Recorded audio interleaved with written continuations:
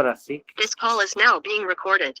हनुमान लाल जी और भगवान भूत भामन भोलेनाथ रचि महेश निज मानस राखा।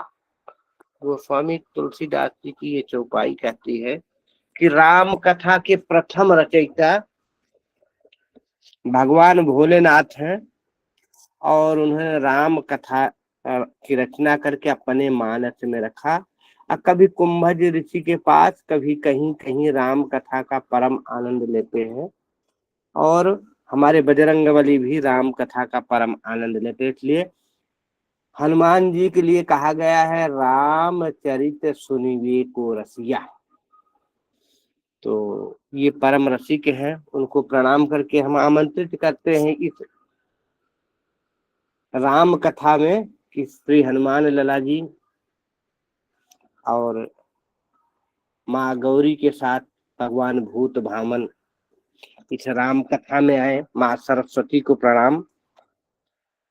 करेण वीणा पर्यादयन्ती तथा जपन्ती मपरेण मालाम मराल पृष्ठा सन सन्निविष्टाम सरस्वतीताम शिरसाम नमामि।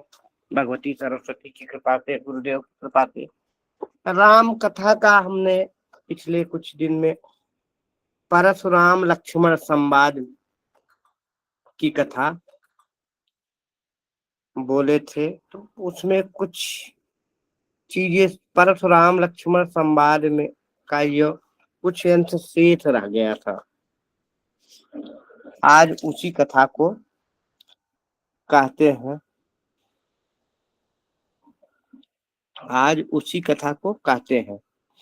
कहते हैं कि लक्ष्मण जी बार बार कहते हैं कि महाराज यह धनुष जो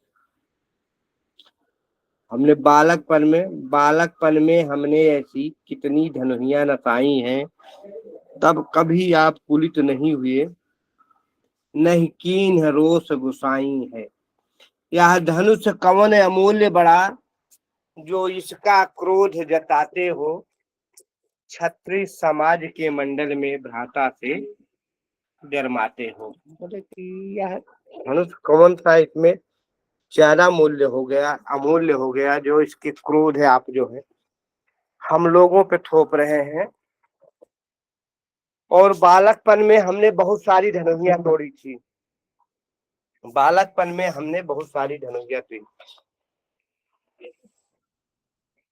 लक्ष्मण जी कहते हैं बालकपन में हमने बहुत सारी धनुहियां तोड़ी थी, तब कभी आप कुलित नहीं हुए, न कीन रोष गुसाई कि बहु धनुही तोरे लड़काई तबहु नयस ऋषि कीन्ही गोसाई। बहु धनुही तोरे लड़काई अकबहु नयस ऋषि कीन्ही गोसाई। जब इस प्रकार कहते हैं लक्ष्मण जी के हमने लड़कपन में बहुत सारी धनुहियां तोड़ दिया है, तो परशुराम जी गुस्सा हो जाते, क्रोध कहते कि रे नृप बालक काल बस बोलत तोहि न संहार धनु ही सम त्रिपुरारी धनु विदित सकल संसार। ऐ राजा के लड़के, इस समय तुम नहीं बोल रहे हो, लगता है तुम्हारा काल बोल रहा है। तुम काल के अधीन हो गए हो और काल के अधीन इतने हो गए हो कि तुम्हें पता नहीं है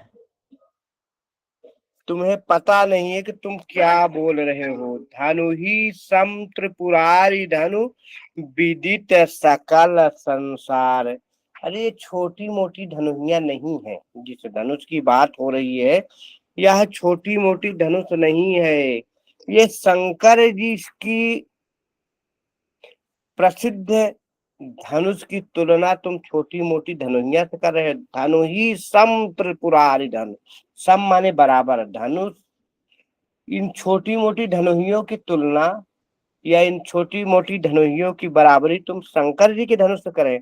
धनु ही सम त्रिपुरारी धनु विदित सकल संसार, यह धनुष संसार जानता है। अभी अभी आपने देखा नहीं, इस धनुष को उठाने के लिए बड़े बड़े रावण बाड़ा सूर्यादि योद्धा हारे जब धनुष उठाने को, उस धनुष की तुलना छोटी मोटी धनुइयों से कर रहे हैं। तो लखन कहा हंसी हमरे जाना, सुनहु देव सब धनुष समाना। लक्ष्मण जी हंस के बोलते, महाराज अब हम तो बालक हैं, हम ज्यादा नहीं जानते, हमारे लिए तो सभी धनुहिया एक समान है। लखन कहा हंसी हमरे जाना, हमारे समझ में जो आता है कि सुनहु देव सब धनुष समाना। ऐ ब्राह्मण देव, आप सुनो, सब धनुष हमारे लिए तो एक समान है कि सुनहु देव सब धनुष समाना। का क्षति लाभो जीन धनु तोरे, देखा राम नयन के भोरे। कहते हैं कि इस धनुष को तोड़ने से क्या क्षति हो गई या क्या लाभ हो गया। हमारे लिए तो सभी धनुषियां समान है। रामचंद्र जी तिरछे नेत्रों से अभी आराम से भोलेपन से सब देख रहे हैं। परशुराम और लक्ष्मण के भी जो भी वार्तालाप हो रही सब सुन रहे हैं और देख रहे हैं। जब कहते हैं कि लक्ष्मण जी ने कहा कि जब हम बालक थे, बचपन में धनुष विद्या सीख रहे तो बहुत सारी धनुषियां तोड़ दिए थे।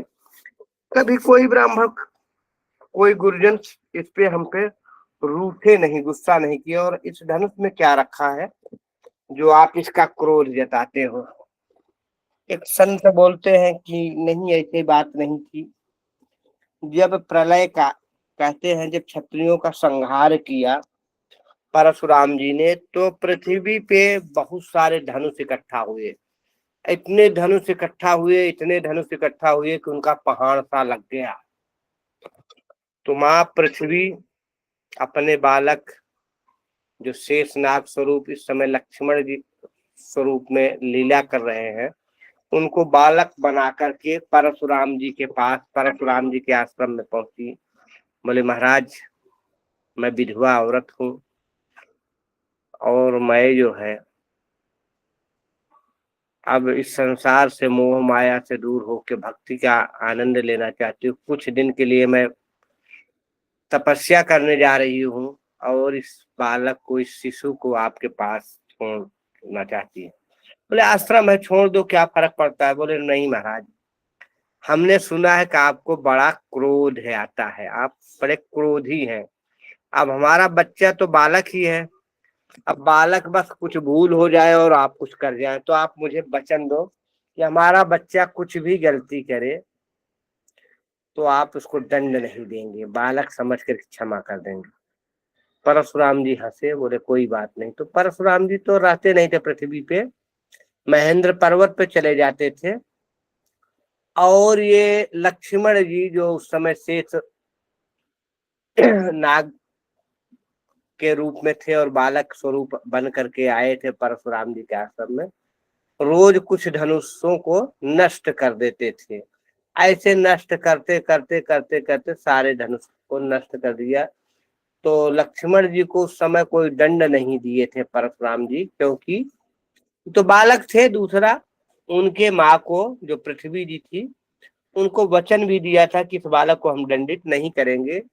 तो उसी प्रसंग को याद दिला रहे लक्ष्मण जी, लेकिन परशुराम जी को समझ में नहीं आ रहा है तात्कालीन क्रोध में। तो कहते हैं कि बहु धनु ही तो रेऊ लरिकाई अकबहु न यसरिसी कीन्ह गोसाई। यही धनु पर ममता के हेतु सुन रिसाई कह भृग कुल केतु। धीरेन्द्र बालक काल बस बोलत तो ही न संहार। धनु ही संत्र पुरारी धनु विदित सकल संसार। तो लखन कहा हंसी हमरे जाना सुनहु देव सब धनुष समाना। का क्षति लाभो जीन धनु तोरे देखा राम नयन के भोरे। जब लक्ष्मण जी ने कहा ऐ देवता है ब्राह्मण देवता, हमारे लिए तो सभी धनुष एक समान है, इसके टूटने से क्या लाभ हो गया और क्या हानि हो, क्या क्षति हो गया, क्षति माने हानि, और क्या लाभ हो गया। तो रामचंद्र जी तिरछी नेत्रों से देखा, देखा राम नयन के भोरे। और फिर क्या बोलते हैं कि छुअत टूटी, ये छुअत टूटे रघुपति हन दोषु। मुन बिनु काज करिय कतरोसु। छुअत टूटे रघुपति न दोषु। मुन बिनु काज करिय कतरोसु।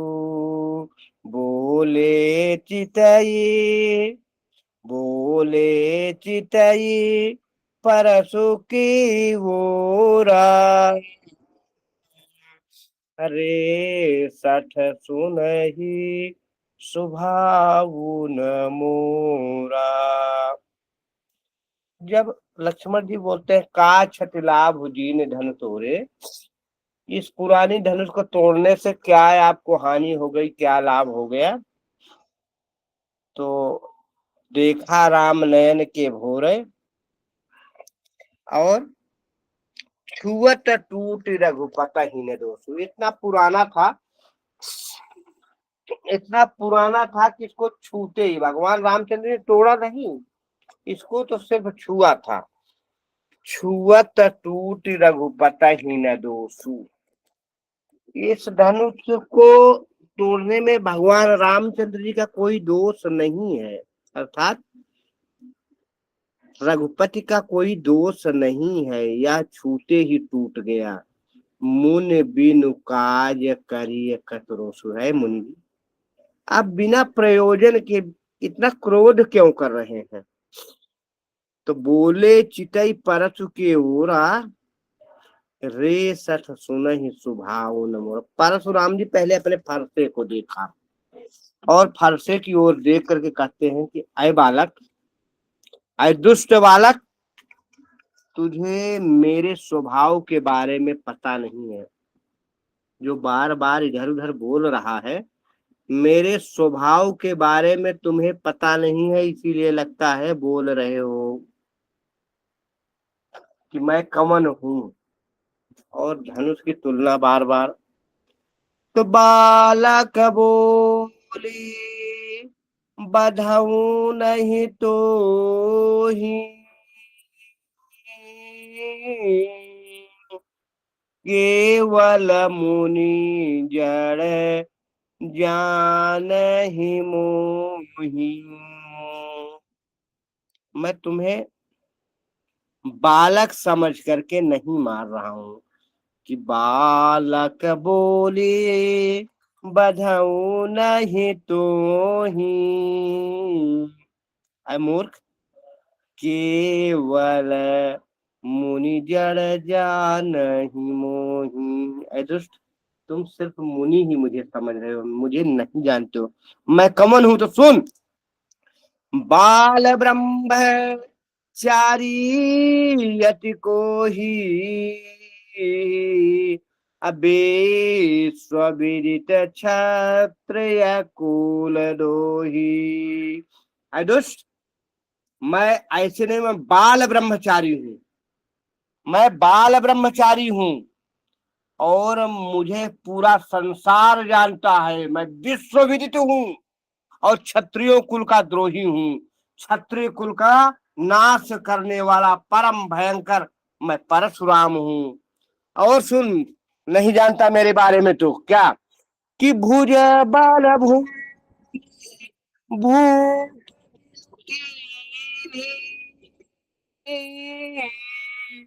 विपुल मही देवन दीन्ही। भुज बाल भूमि, भुजे बाल भूमि कीन्ही। विपुल बार मही देवन दीन्ही। सहस्त्र बाहु भुज छेदन परसो बिलोक महीप कुमार। कहते हैं सहस्त्र बाहु को इसी फरसे से मैंने काट डाला है। सहस्त्र बाहु के भुजाओं को हमने इसी फरसे से काटा। इस फरसे को देख लो और सुनो, भुज बल भूमि भूप बिनु कीन्ही। अपने इन्हीं भुजाओं के प्रताप से मैंने पृथ्वी को छत्री विहीन किया था। और किसके लिए? अपने लिए नहीं कि किसी को मार करके किसी का राज्य को छीन करके मैं राज करूं। विपुल बार नहीं देवन दीन्ही। कई बार दुष्ट राजाओं का संहार करके धरती पे समता का व्यवहार, समता का परिचय देते हुए उस पृथ्वी को हमने महिदेवन दीन्ही, विप्रों को दान दे दिया, ब्राह्मणों को दान दे दिया कि यहाँ से फिर से धर्म स्थापित करो और धर्म कर्म करो। किन राजाओं को हम वध किया था? प्रश्न आता है कि जब क्षत्रिय विहीन कर दिए थे परशुराम जी, तो क्षत्रिय कहाँ से आ गए? रामचंद्र जी का वंशज दशरथ जी इत्यादि कहाँ से हो गए? तो ऐसे क्षत्रियों को नहीं मारते थे परशुराम जी जो उदंड होते थे, जिनमें क्षमा नहीं होती थी, धैर्य नहीं होता था। उदंड होते, अपने बल प्रताप से गलत कुकृत्य करते थे, धर्म नहीं मानते थे, कर्म नहीं मानते थे, अपने आप को ईश्वर समझते थे।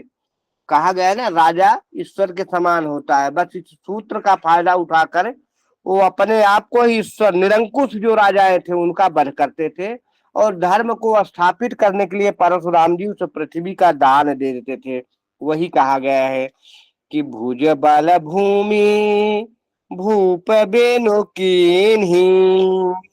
विपुल बार मही देवन दीन्ही। सहस बाहु भुज छेदन हारा।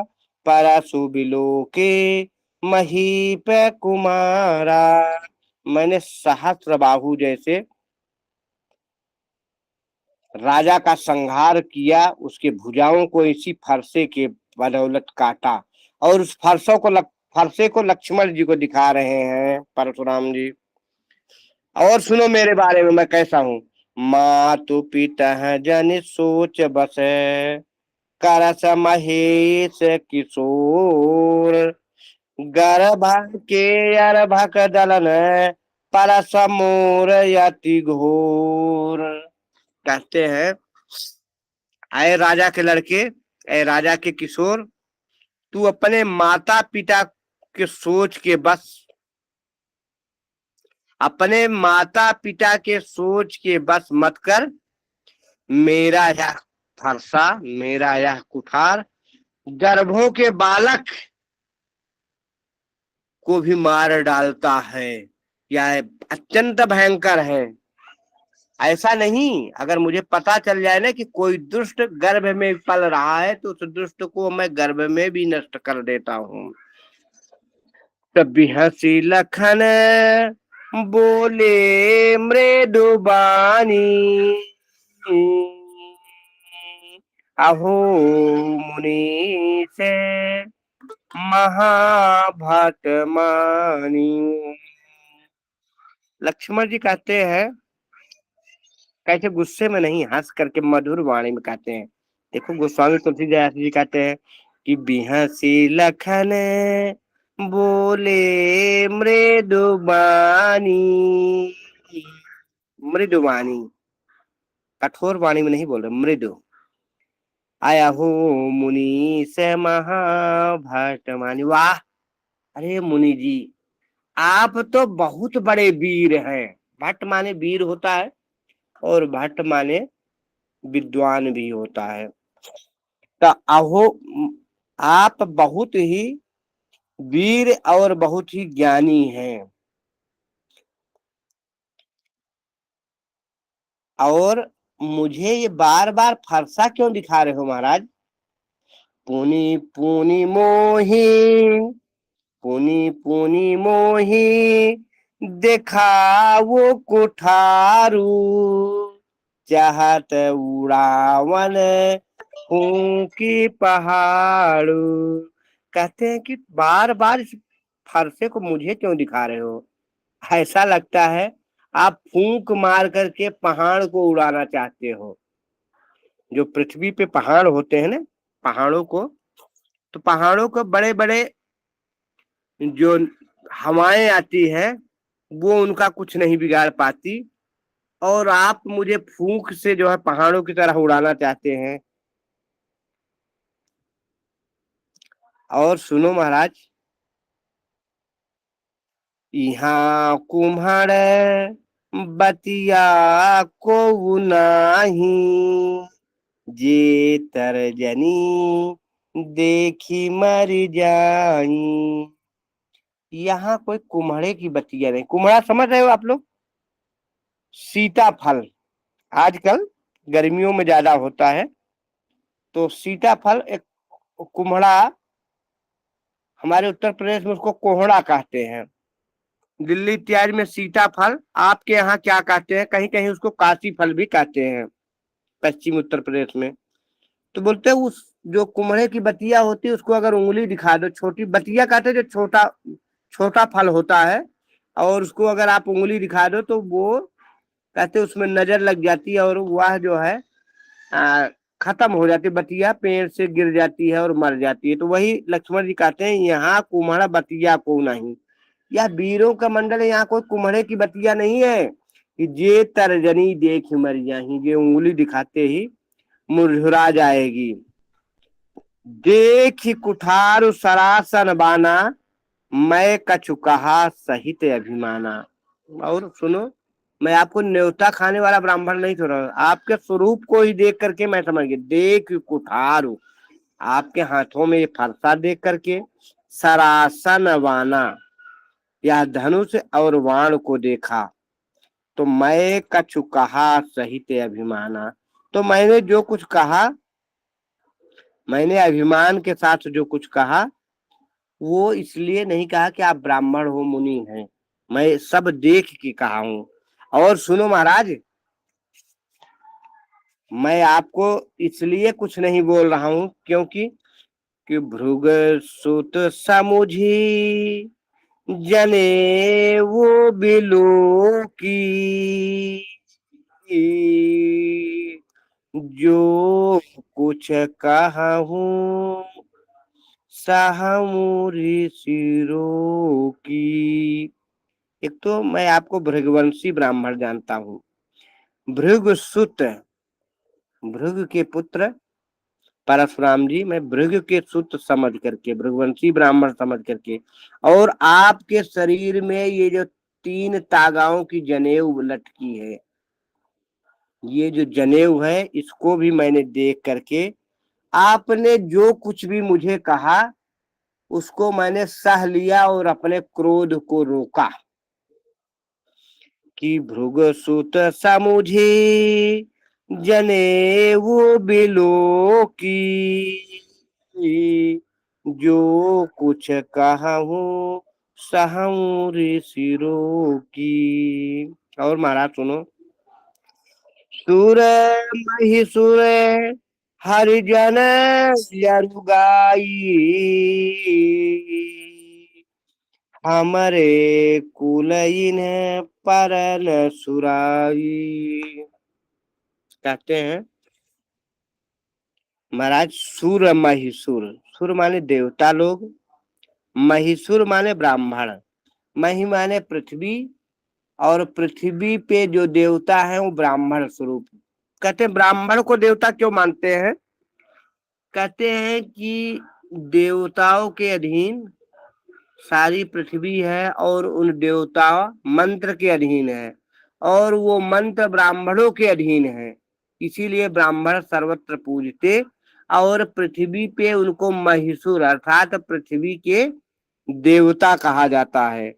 इसीलिए कहता सुर माने देवता, महिषुर माने ब्राह्मण, हरिजन जो प्रभु के भक्त हैं, और गाई और गाय।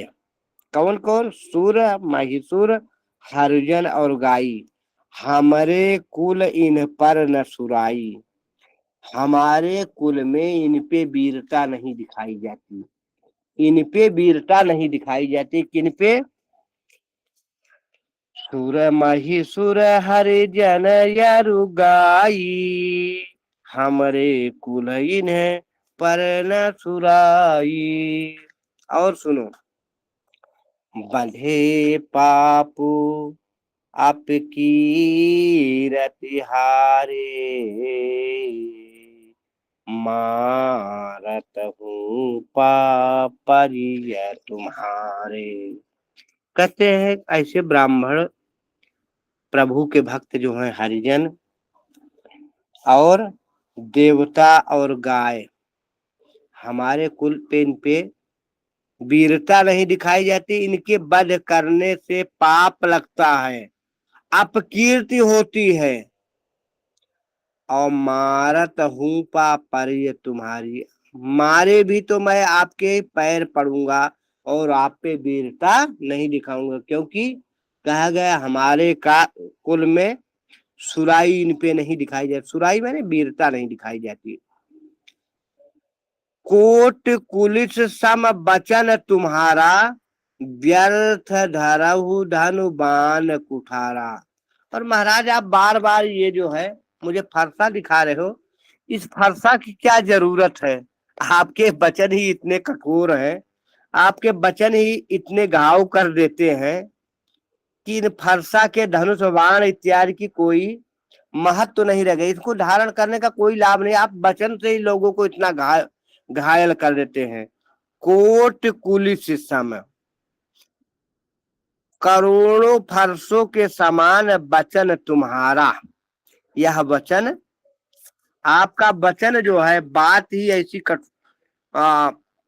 फरसों के समान क्या कहते पैनी है, चोख है या तेज है। आपके वचन इतने तेज हैं कि करोड़ों फरसे के समान आपका वचन इतना तेज है, आप व्यर्थ ही यह फरसा धनुष और बाण इत्यादि लेके घूमते हैं। आप अपने वचन से ही लोगों को घायल कर देते हैं। और कहते हैं जो बिलो के अनुचित कहूँ, क्षमहु महामुनि धीर, सुनि सरोस भृगवंश मणि, बोले गिरा गंभीर। ऐसा कह के लक्ष्मण जी बड़े कहते कि महाराज अगर मेरे मुख से कुछ अनुचित बात निकल गई है तो क्षमा हूँ महामुनि धीर है। लक्ष्मण जी ने इतना सब कह के भी बोलते महाराज मेरे मुंह से कुछ अगर गलत निकल गया हो तो मैं क्षमा प्रार्थी हूँ। एक तरफ खूब उल्टे सीधे बोले जाओ और उसके बाद बोल दो कि महाराज अगर कुछ गलत बोल गया हो तो क्षमा करना। तो सुनी सरोस भृगुमन समनि, बोले गिरा गंभीर, अत्यंत गंभीर स्वर में भृगुवंशी महाराज परशुराम जी बोलते हैं, क्या बोलते हैं? कौशिक सुनहु मंद यह बालक, कुटिल काल बस निज कुल घालक। विश्वामित्र जी की ओर परशुराम जी इशारा करके कहते हैं, कौशिक सुनहु।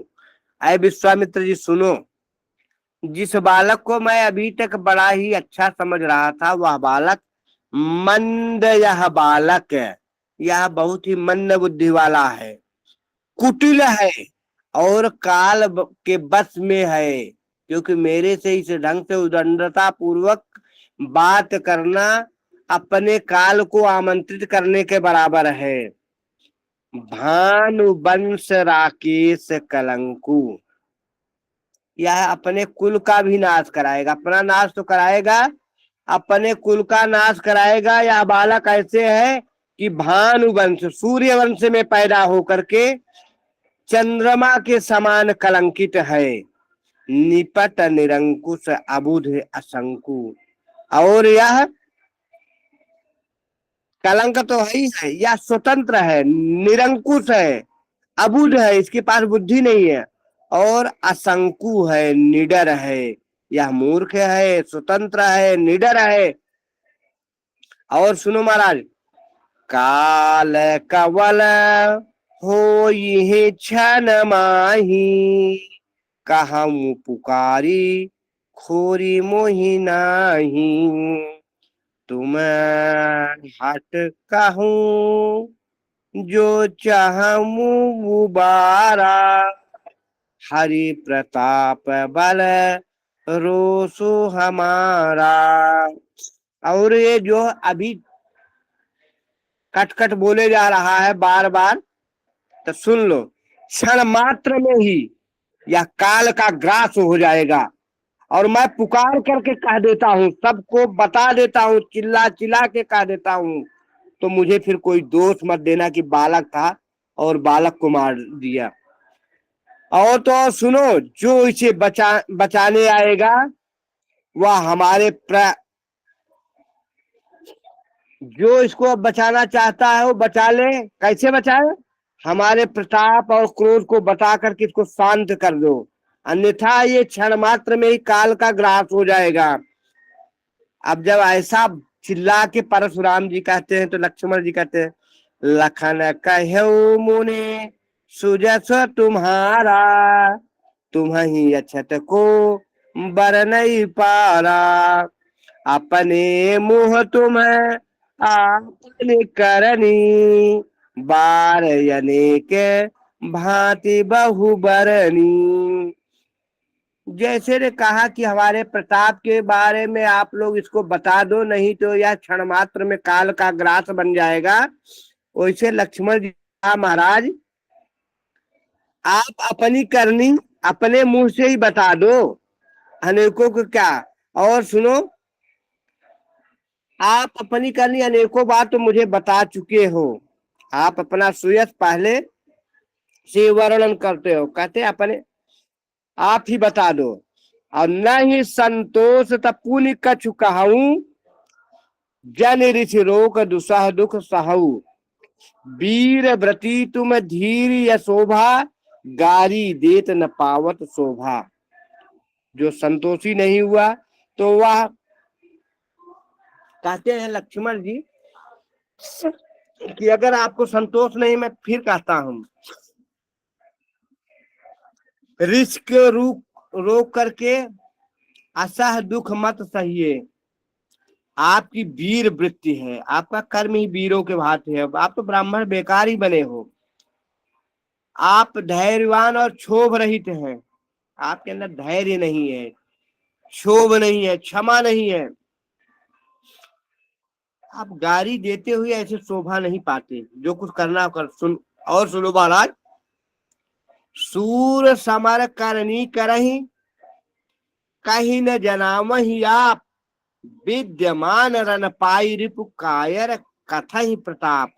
कहते हैं कि सूर वीर, सूरों की तरह, वीरों की तरह समर भूमि में अपना वीरता दिखलाते हैं आप, अपने को बोलते हो मैं ब्राह्मण हूं, अपने आप को कह के नहीं जानते। रण में आपने शत्रुओं को मार करके कायर पुरुष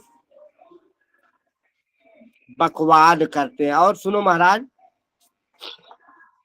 तुम तो काल हाथ जन उलावा, बार बार मोह लागी बोलावा। सुनत लखन के बचन कठोरा, परस सुधारी ढरेउ कर घोरा। लक्ष्मण जी जब कहते हैं कि महाराज आप तो काल को मानो हाँक करके बारंबार मेरे लिए ही बुला रहे हो, जैसे लोग बोलते हैं ना हवा आएगा हवा खिला दूंगा, उससे आप लगता है बार बार काल को मेरे लिए ही हाँक हाँक के बुला रहे हो। लक्ष्मण जी के करो इतने कठोर वचन सुनकर के परशुराम जी ने अपना भयंकर फरसा देखते हैं, कुठार को सुधार करके हाथ में पकड़ा और कहते हैं अब जनि देव दोष मोहि लोगु, कटुवादी बालक बध जोगु। परशुराम जी कहते हैं कि ऐ संसार के लोग, आओ अब मुझे दोष मत देना, क्योंकि कटुवादी बालक बध जोगु, यह अत्यंत कठोर वचन बोलने वाला बालक बध के योग्य है। बालक बिलो की बहुत मय बाचा, अब यह मरनी हार भाषाचा। कहते इसको बालक को मैंने बालक समझ करके बहुत सा बाचा, बाचा माने बहुत सा उपदेश दिया, बहुत सारे चीजों को हमने अभी तक बोला, लेकिन इसके ऊपर तो काल सवार है। अब यह मरणहार भाषाचा, यह सत्य ही अब मरने वाला है कि अब जन दे दोष मुझे जोगु, कटवादी बालक बध जोगु। कौशिक कहा क्षमेय अपराधु, बालक दोषे गुण गणहीन साधु। जब परशुराम जी ने फरसा टांगा और बोला कि ऐ संसार के लोग मुझे दोष मत देना, यह बालक बध के योग्य है, और फरसा लेकर के कहते हैं कि अब ये मरने वाला है, सत्य ही मर जाएगा। तो कौशिक अर्थात विश्वामित्र जी रोकते हैं, महाराज क्षमा करो, महाराज क्षमा करो। कौशिक कहा क्षमेय अपराधु, बालक दोष गुण गणहीन साधु। अय ब्राह्मण देवता क्षमा करो, क्षमा करो इसके अपराध को, यह बालक है। और साधु लोग जो सज्जन पुरुष होते हैं बालक के गुण और दोष की गणना नहीं करते। हर कुठार मये अकरन को ही, आगे अपराधी गुर द्रोही। परशुराम जी कहने लगे तीक्ष्ण कुछ कुठार, मैं आकारण क्रोधी और यह अपराधी गुरुदेव द्रोही मेरे सामने खड़ा है और बार बार मुझे उत्तर दे रहा है। उत्तर देते छोड़ू केवल कौशिक सील तुम्हारे।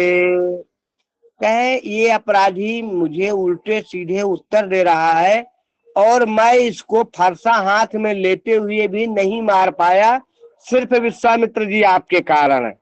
केवल कौशिक सील तुम्हारे, आपकी वजह से, आपके सील से मैंने इसको छोड़ दिया, से मैंने इसको छोड़ दिया। नहीं तो सुनो, न तो यही कटी नत यही काटी कुठार कठोरे। गुरु है उरने हो त्यों श्रम थोरे। कहते नहीं तो